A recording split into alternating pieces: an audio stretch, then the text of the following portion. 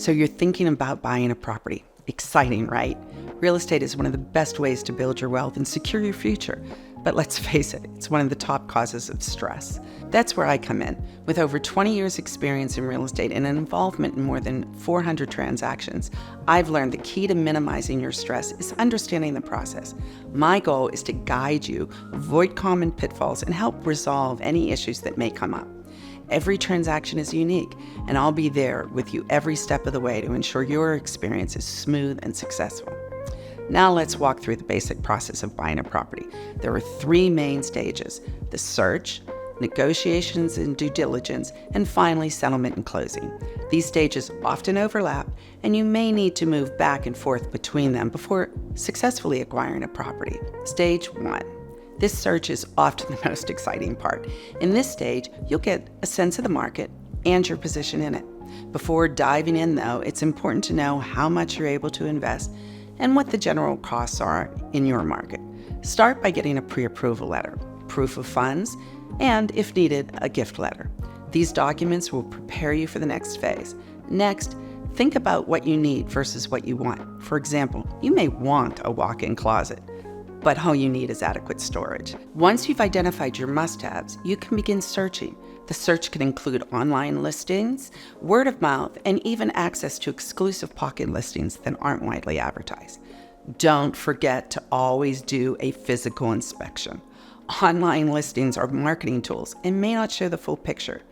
This phase can take anywhere from a day to several years, depending on your circumstances, but the right property is out there for you.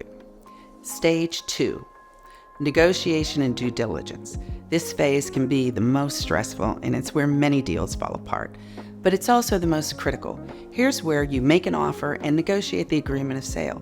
This agreement will cover the price, terms and conditions, contingencies, and the timeline for the purchase.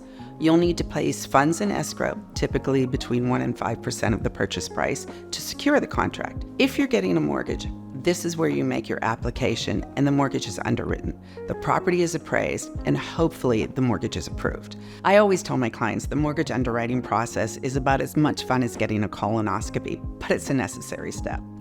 During this phase, you will conduct your due diligence on the property, which includes physical inspections by licensed professional and any follow-up inspections. Based on what you discover, you may need to renegotiate or even terminate the agreement of sale. It's critical to comply with all of the terms and timelines to protect both yourself and your funds in escrow.